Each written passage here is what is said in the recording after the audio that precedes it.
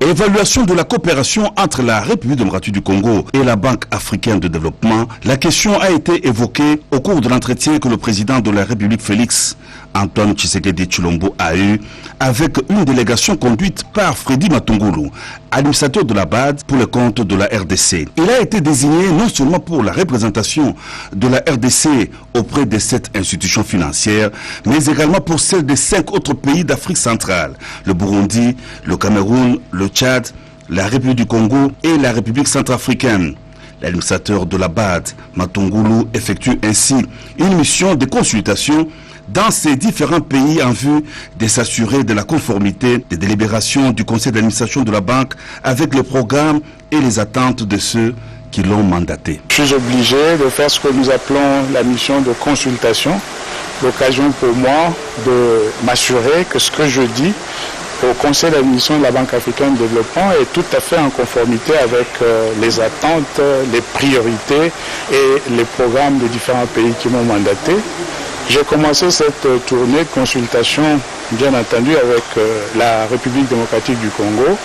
Et aujourd'hui, après les rencontres que j'ai eues déjà, notamment avec le ministre des Finances, avec aussi monsieur le Premier ministre, nous avons clôturé cette série de visites de haut niveau avec une bonne discussion avec son Excellence, Monsieur le Président de la République, sur les priorités économiques du gouvernement, sur les priorités de l'action sociale et économique de la République démocratique du Congo. Nous sommes satisfaits de ce tour d'horizon général que nous avons fait avec les chefs de l'État et qui révèle la volonté du gouvernement d'aller de l'avant avec les réformes qui sont nécessaires pour renforcer le potentiel de croissance de l'économie et faire en sorte que dans les mois, les années qui viennent, on puisse être à mesure de transformer l'économie nationale et en faire un outil effectivement de création de richesses et d'amélioration des conditions de vie de nos populations. Et comment avez-vous apprécié votre désignation comme administrateur alors de la RDC auprès de la BAD? Bon, ben, écoutez, je souhaite ne pas parler de moi-même. J'ai pensé que très modestement, je pouvais défendre les intérêts de la nation avec la petite expérience que j'ai dans ce domaine de gestion des institutions financières internationales de développement, dont évidemment fait partie la Banque africaine. L'autre militaire qui juge en procédure de flagrance le prévenu Dolly Makambo, ministre provincial de l'Intérieur, Sécurité et Affaires coutumières et consort sur l'affaire du meurtre de l'AG de l'hôpital Vidjanan, n'a pas pu poursuivre ce lundi l'instruction de la dite cause qui oppose les accusés à l'auditeur général et les parties civiles. Et pour cause, le prévenu Makambo Dolly a déposé une pièce au greffe dont l'objet concerne la déclaration de récusation des juges constituant la composition.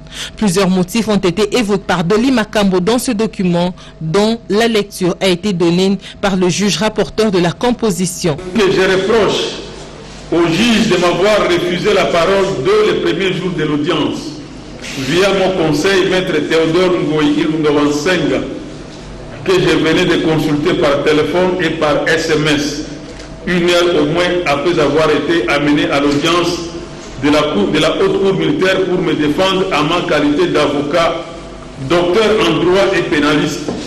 Que sur cette base, mon avocat, maître Théodore Ngoyi, a demandé en vain de consulter les dossiers. La composition a allégué que c'était un faux problème. Qu'il en résulte qu'à la date de l'audience prévue ce jour, mon avocat n'a pas pris connaissance des faits légalement mis à sa charge pour me permettre d'exercer mes droits de la défense au terme des dispositions de l'article 61 de la Constitution. La déclaration de récusation des membres de la haute cour siégeant dans cette affaire sera examinée et débattue à l'audience prochaine prévue le mercredi 6 novembre 2019. C'est un verdict exemplaire qui pourra peut-être dissuader ceux qui seront tentés de poser des actes similaires à celui posé par Landry Mbangu-Futila. Ce jeune délinquant appelé communément Koulouna a écopé de cette peine capitale et d'une amende de 10 000 $ américains après avoir tué par lapidation un agent de police Ngongo Tunda, agent de deuxième classe du sous-commissariat de Kitomesa à Kisenso dans la nuit du vendredi 1er à samedi 2 novembre 2019 à son poste de travail. Le ministère public, entendu en ces réquisitions, dit établi, en fait comme en droit, l'infraction de meurtre mise à charge du prévenu Mbangu Futila Landry. En conséquence, l'on condamne à la peine capitale. Le commissaire provincial de la police nationale congolaise ville de Kinshasa, le général Silvano Kassongo, a salué ce verdict rendu par le tribunal des grandes instances de Kinshasa-Matete, siégeant en audience foraine dans le cas des flagrances. On a pris le policier Paris, on l'a appelé qu'il y avait un monsieur qui était blessé, qu'on a laissé courir. Ce que nous déplorons, c'est le silence des organisations des droits de l'homme, des journalistes, des autres, les politiciens qui parlaient là, ils sont où? Pourquoi ils ne parlent pas pour la police maintenant? Le policier décédé, il est venu au service.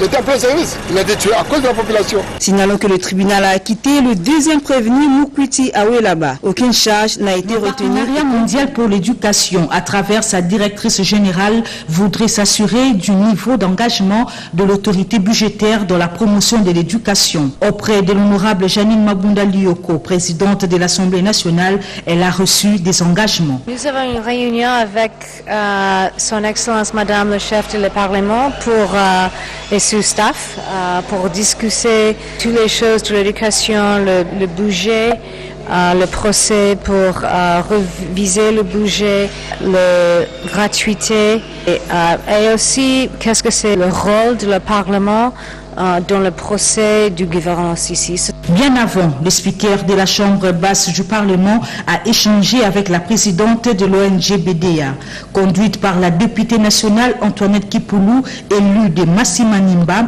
Madame Carole est venue solliciter l'appui de la présidente de l'Assemblée nationale afin qu'elle contribue au programme du chef de l'État 1 milliard d'arbres d'ici 2023. Nous souhaitons implanter un programme de culture de plantes à valeur ajoutée. Donc ce sont des plantes médicinales, des plantes cosmétiques et des plantes biopharmaceutiques et accompagner des producteurs locaux qui pourront opérer sous forme de SARL bancarisé pour créer de l'emploi et créer la valorisation de la biodiversité locale et permettre l'exportation. Donc nous voulons implanter ce projet dans la province du Kwilu à Massimanimba. Dans sa politique de la proximité à l'écoute du peuple, l'honorable Janine Mabunda Lioko est toujours réceptive et prompte à agir en faveur de une agence nationale de promotion des exportations en RDC fait du chemin. Elle a occupé les discussions au cours de la réunion du comité de conjoncture économique présidé ce mardi 5 novembre par le Premier ministre Ilunga Ilunkamba. 3 autres dossiers ont été présentés pour être examinés au Conseil des ministres. Il s'agit de la présentation du projet de décret portant création de l'Agence nationale de promotion des exportations qui a été présenté par le ministre du Commerce extérieur.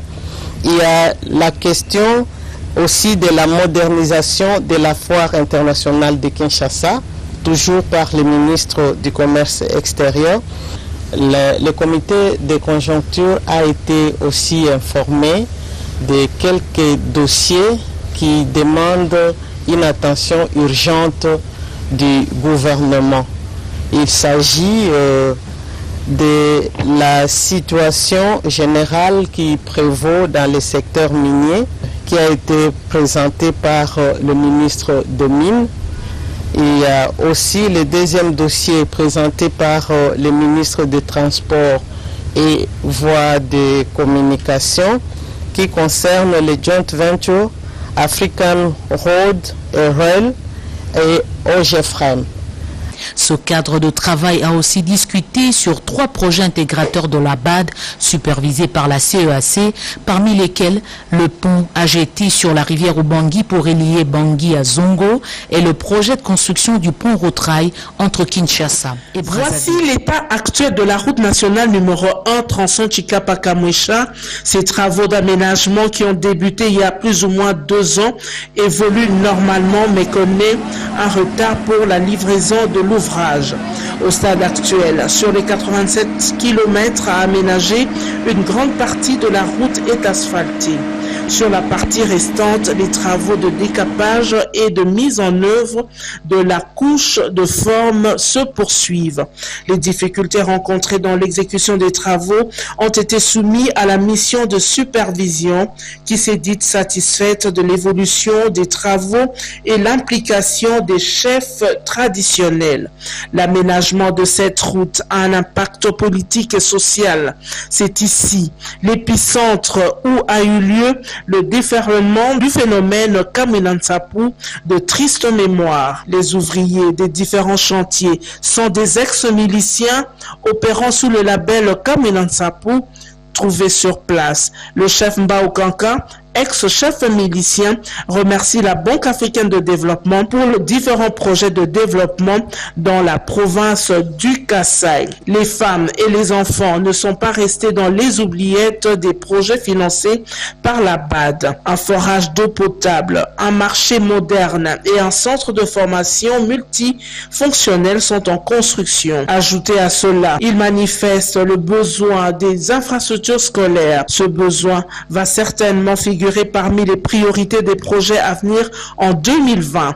À la fin de la visite, les partenaires financiers s'est dit heureux de répondre aux besoins et aux attentes de la population bénéficiaire.